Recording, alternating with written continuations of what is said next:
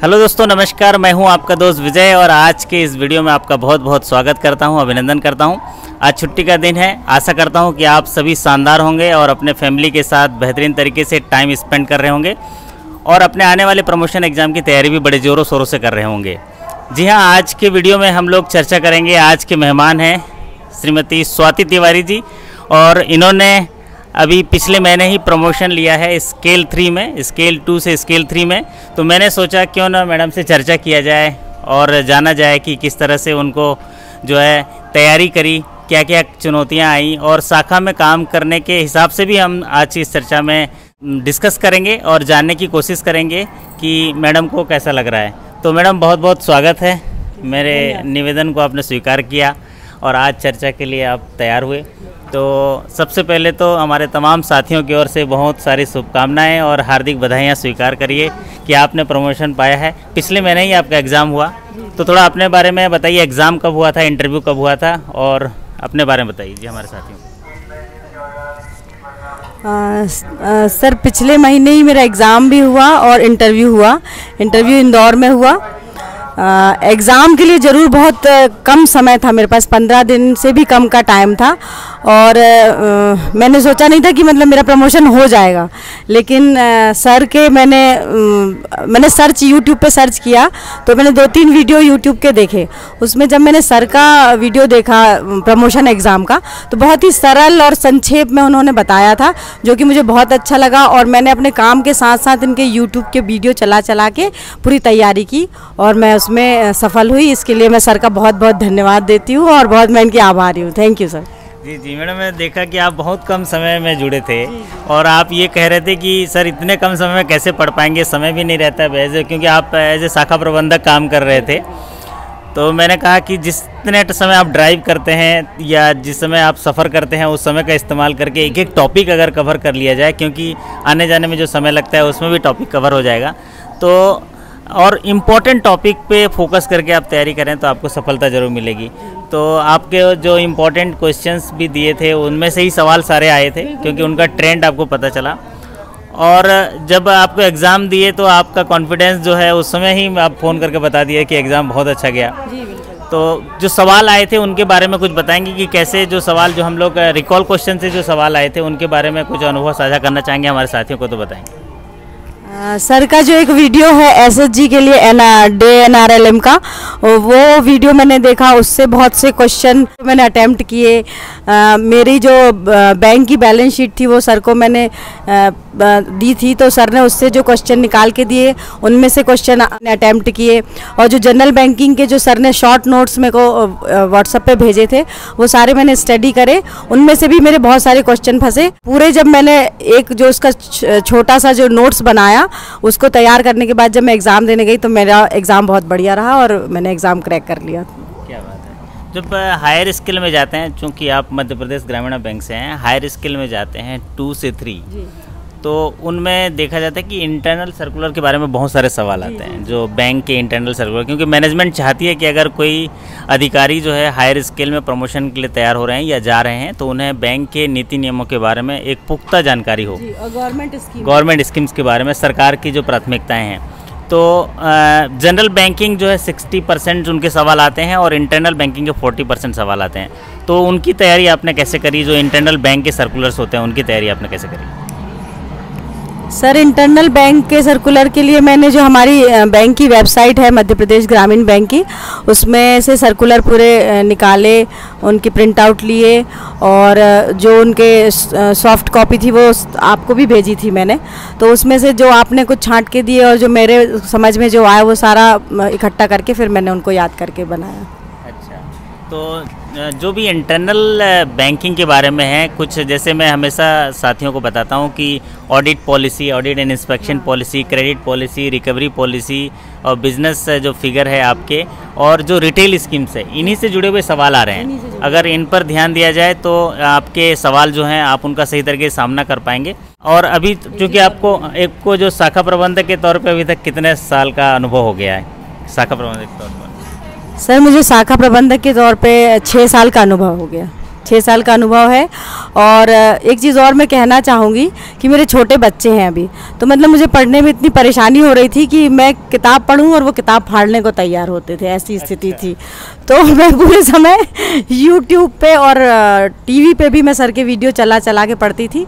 तो उससे क्या रेगुलर एक वीडियो एक बार दोहराया, दूसरी बार देखा, तीसरी बार देखा, ऐसे देख के वो मेरे दिमाग में फिट हो गए मतलब। तो उससे मेरी जो एग्ज़ाम क्रैक करने की एबिलिटी बढ़ी। और ये बहुत अच्छा एक चीज़ और, सर जो है मतलब अपने पास स्टडी मटेरियल बहुत रहता है, लेकिन उसको पढ़ पाने के लिए समय कम रहता है। और सर के जो वीडियो है वो बहुत ही छोटे और बहुत सरल शब्दों में रहे, और मोटिवेशनल जो आखिरी में वो जो देते हैं, मतलब अपना एक कोट आप ज़रूर देते हैं मोटिवेशनल, उससे बहुत हिम्मत बनती कि नहीं हम भी हो सकते, क्यों नहीं हो सकते जब सब हुए हैं। तो उसके लिए मेरा बहुत सर के लिए वो रहेगा कि सर का मार्गदर्शन मुझे काफ़ी लाभकारी रहा। जी, एक तो होता है शाखा प्रबंधक, वो भी बैंक में, तो कठिन चुनौतियां हैं, और इतना जो बिजनेस फिगर, हाँ, और दोनों सामाजिक जीवन और ये पारिवारिक जीवन और ये व्यावसायिक जीवन, तो इसको कैसे बैलेंस कर पाते हैं? फिर आपने जैसे बताया बच्चे हैं, उनको भी ध्यान देना है। तो बैंकिंग के लाइफ में जो हमारे तमाम साथी और भी देख रहे होंगे, वो भी पारिवारिक और व्यावसायिक जीवन दोनों व्यतीत कर रहे होंगे, उनके लिए आप कैसे मैनेज करते हैं, किस तरीके से?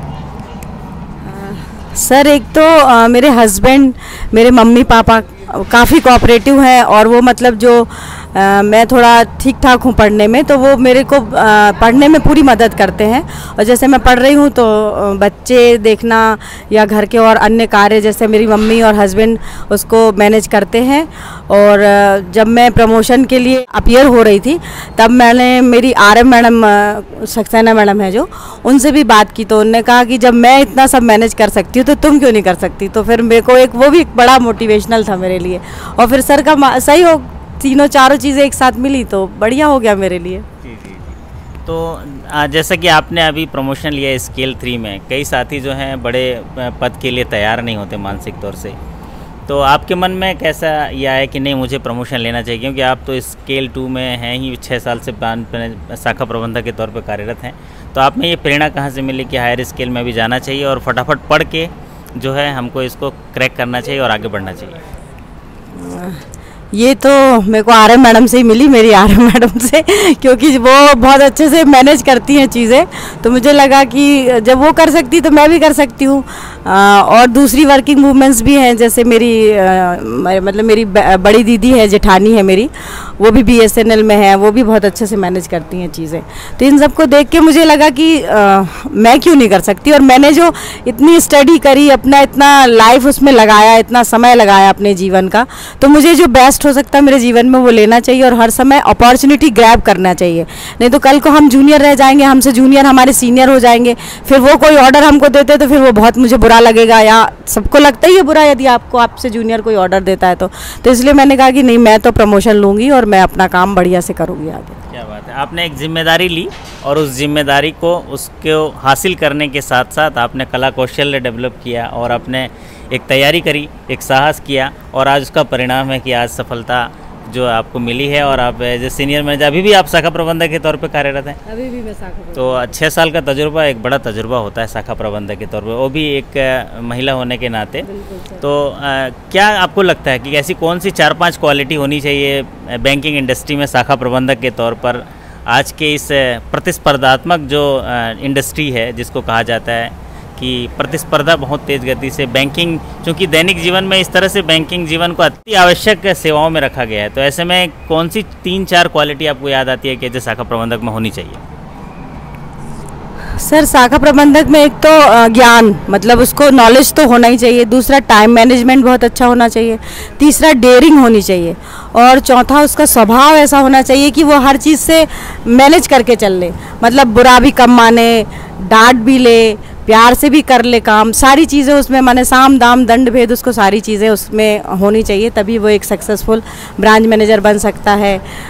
इनोवेटिव होना चाहिए उसको, यदि कोई ऐसा लग रहा है कस्टमर की नहीं है आगे आपको अच्छा फ़ायदा दे सकता है तो आप उसको संभाल के चल सके, बैंक को आप अच्छे से अच्छा प्रॉफिट दे सके। माने कस्टमर अपने काम से संस्था को किसी तरह का नुकसान नहीं होना चाहिए, हर समय फ़ायदा ही होना चाहिए संस्था को। ये बहुत बड़ी बात कही कि आप जिस संस्था का नेतृत्व कर रहे हैं उसके पूरे जो नीति नियम है उनका पालन करते हुए और जिस उद्देश्य के लिए संस्था काम कर रही है उस उद्देश्य की सार्थकता सिद्ध करने के लिए आप मेहनत करिए और उस दिशा में काम करिए तो आपको सफलता जरूर मिलेगी। और उसके लिए जो कला कौशल्य लगता है उसको सीखने की कोशिश करिए, क्योंकि इंसान को हमेशा ऐसे होना चाहिए कि जो मुझे आता है मैं कर लूँगा या कर लूँगी और जो मुझे नहीं आता मैं सीख लूँगा या सीख लूँगी। अगर ये एटीट्यूड रहा तो मेरे ख्याल से जीवन आसान हो जाएगा। जी मैडम, आप बात करते हैं अगर साक्षात्कार की इंटरव्यू की बात करते हैं तो आपका कॉन्फिडेंस लेवल तो रिटर्न एग्ज़ाम से ही अच्छा हो गया था, क्योंकि आपका रिटर्न एग्ज़ाम अच्छा गया था।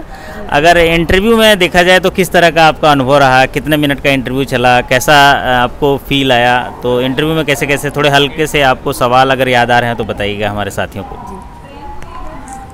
सर इंटरव्यू में एक तो मेरा कॉन्फिडेंस लेवल एक तो इस चीज़ से बढ़ा कि वहाँ पे तकरीबन हम लोग 20 लोग थे स्केल 2 से 3 के लिए, और उसमें एक अकेली मैं महिला थी, मतलब उस दिन के इंटरव्यू में। तो मैंने सोचा कि जब इतने सारे लोग हैं उसमें अकेली मैं हूँ तो मुझे तो होना ही है फिर प्रमोट। पहले से ही मुझे कॉन्फिडेंस हो गया था। फिर मैंने सोचा लेकिन फिर भी ओवर कॉन्फिडेंस नहीं होना चाहिए, और मैं काफ़ी अपने आप को मैनेज करी। वहाँ गए तो वहाँ सर ने 3 लोग बैठे हुए थे, एक तो नाबार्ड से अधिकारी थे, हमारी बैंक के चेयरमैन साहब थे, बैंक ऑफ इंडिया से सर थे, तो 3 लोग बैठे हुए थे। एसएचजी से संबंधित मेरे से क्वेश्चन पूछा गया। एक तो ये पूछा कि आपको इंटरेस्ट सबवेंशन कितना मिलता है, एसएचजी में कितने % इंटरेस्ट रेट है, आपकी एनपीए पॉलिसी क्या है, मतलब रिकवरी में कौन कौन सी स्कीम है आपकी बैंक की, वो क्वेश्चन पूछे गए। और चेयरमैन साहब ने मेरे से पूछा कि आपने इंजीनियरिंग फील्ड छोड़ के बैंक का फील्ड क्यों ग्रैब किया, क्यों आया बैंकिंग सेक्टर में। तो सभी का मुझे जहाँ तक लगता है कि मैंने बहुत अच्छे से जवाब दिए, और इसकी भी तैयारी मैंने सर के वीडियो के माध्यम से ही करी थी। और आर मैडम ने भी इसमें मेरी तैयारी करवाई थी, एक दिन मॉक इंटरव्यू उन्होंने भी लिया था। अच्छा, बहुत बढ़िया। तो आपने मॉक इंटरव्यू में भाग भी लिया था, बहुत सारे सवाल हमने पूछे थे, उन सवालों का जवाब आपने अच्छे से दिया था। और एक बॉडी लैंग्वेज भी होता है, जैसे जब आपके अंदर एक कॉन्फिडेंस आता है तो बहुत सारी चीज़ें सरल तरीके से होने लग जाती हैं। तो जी हाँ साथियों, आज हमारे बीच स्वाति तिवारी मैडम थी। और जब आपको जिस काम के लिए आप तैयारी करते हैं, साहस करते हैं और उस काम को करने के लिए आगे बढ़ते हैं और उसमें सफलता मिलती है तो आपका उत्साह दोगुना हो जाता है। और जब उत्साह दोगुना हो जाता है तो आप उसको और अच्छे से निभाने के लिए, आनंद मन से काम करने के लिए और तैयार होता है, और उससे आपकी प्रोडक्टिविटी बढ़ती है। आपके जीवन में और जो सार्थकता है उसके लिए आपको गौरव फील होता है, अच्छा लगता है। तो आज हमारे बीच थी स्वाति तिवारी मैडम, हमने इनसे चर्चा की। आशा करता हूँ कि ये चर्चा आपको अच्छी लगी होगी। अभी नई जिम्मेदारी आपको शाखा प्रबंधक के तौर पे भी मिली है, तो इसमें जो आप सबसे जो ग्राहक के जो शिकायत आते हैं उनका निपटारा कैसे करते हैं, ज़रा उसके बारे में ज़रा बताइए। क्योंकि एज ए बैंकिंग इंडस्ट्री में ग्राहक अगर संतुष्ट है तो आपकी व्यवसाय वृद्धि के लिए, आपके लिए बहुत सारा जो व्यवसाय वृद्धि में मदद करता है। अगर उनकी शिकायतें भी आती होंगी, अगर शिकायतें आती हैं तो उनका निपटारा आप किस तरीके से करते हैं? अभी जो ये महीना भी चल रहा है, वैसे ग्राहक संतुष्टि महीना चल रहा है 2 अक्टूबर से लेकर 31 अक्टूबर तक, जो डिपार्टमेंट ऑफ फाइनेंशियल सर्विसेज के दिशा निर्देशों के अनुसार। सर ग्राहक संतुष्टि के लिए ऐसा है कि जो एक जनरल जो टेंडेंसी है कि उनको कोई क्वेरी होती है तो वो फ़ोन करते हैं। मैं अपना फ़ोन नंबर देती हूँ, जनरली सबको देती हूँ, तो उनको यदि कोई ज़रूरत पड़ती है वो मुझे फ़ोन करते हैं तो मैं एक तो तत्काल उनका फ़ोन रिसीव करती हूँ, उनकी समस्याएं सुनती हूँ और उसका जितना जल्दी से जल्दी निराकरण हो सके वो मैं करती हूँ। जो मेरे स्तर की हैं वो तो मैं अपने लेवल पे करती हूँ, और जो मेरे लेवल से आगे की हैं उसके लिए भी मैं मतलब तत्काल उस पर फ़ोन करके पूछ के कि इस पर हम क्या कर सकते हैं, क्या कार्रवाई की जा सकती है, वो पूछ के मैं तत्काल उसका निराकरण कर देती हूँ। और जैसे स्टाफ से किसी को शिकायत है तो मैं थोड़ा सा स्टाफ को भी थोड़ा डांट देती हूँ, ताकि ऐसा ना लगे कि मतलब हमको इग्नोर किया जा रहा है, मैंने कस्टमर को इग्नोर किया जा रहा है। और फिर उसके बाद मैं स्टाफ को भी, चूँकि अब काम की तो अधिकता है ही सर, आप भी जानते हैं बैंकिंग सेक्टर में, तो वो भी जो स्टाफ है वो भी जितनी उसकी योग्यता उतनी कर ही रहा है, लेकिन उसके बाद भी कई लोगों को परेशानी हो जाती है। तो मैं खुद बोल देती हूँ कि लाइए मैं कर देती हूँ, या जैसे पासबुक एंट्री हो गई कभी नहीं कर पा रहे हैं तो मैं बोल दूँगी कि नहीं अच्छा मैं कर देती हूँ लाओ, तो फिर उससे काफ़ी कस्टमर खुश हो जाता है। उसको बिठा दिया, चाय पिला दी, पानी पूछ लिया, तो उससे बहुत कस्टमर खुश हो जाता है कि हाँ मैडम ने मेरे को इतना रिस्पॉन्स दिया, ब्रांच मैनेजर ने इतना रिस्पॉन्स दिया है सर। ये अच्छी कला कौशल है। सबसे बड़ी बात है, हम जब सर्विस इंडस्ट्री में काम करते हैं तो ग्राहक की जो भी शिकायतें हैं या ग्राहक का जो भी उसका सुझाव है, उसको जो है आप अगर नीति नियमों के तहत उनका अनुपालन कर लें तो ज़्यादा बेहतर है, क्योंकि जिस इंडस्ट्री में हम काम करते हैं उसका व्यवसाय ग्राहकों से है। तो मैडम आपने बहुत अच्छी बातें कही कि ग्राहक को अगर सही तरीके से अटेंशन दे दिए, ध्यान दे दिए, उसकी बातें सुन ली, या ग्राहक को आपके एटीट्यूड से ऐसा लग गया कि मेरा प्रॉब्लम इनसे सॉल्व हो जाएगा, तो भी शिकायत वहीं समाप्त हो जाती है।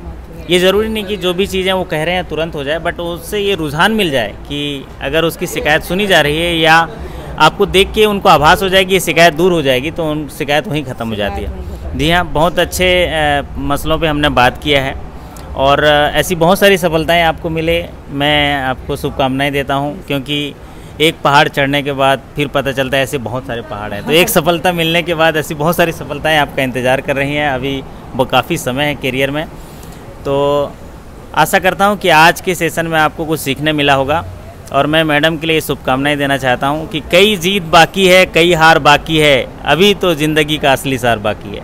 कई जीत बाकी है, कई हार बाकी है, अभी तो ज़िंदगी का असली सार बाकी है। ये तो महज एक पन्ना है, अभी तो जीवन की पूरी किताब बाकी है, पूरी किताब बाकी है। तो ज़िंदगी में हमेशा अद्भुत रहिए, ज़बरदस्त रहिए, शानदार तरीके से हर काम को करिए, सफलता मिलेगी। और सीखने से सब कुछ आसान हो जाता है। आप सीखते रहिए और जीतते रहिए। इन शब्दों के साथ हम आज के सेशन में आपसे विदा लेते हैं और आज के वीडियो परिचर्चा में भाग लेने के लिए स्वाति मैडम का बहुत बहुत धन्यवाद करते हैं।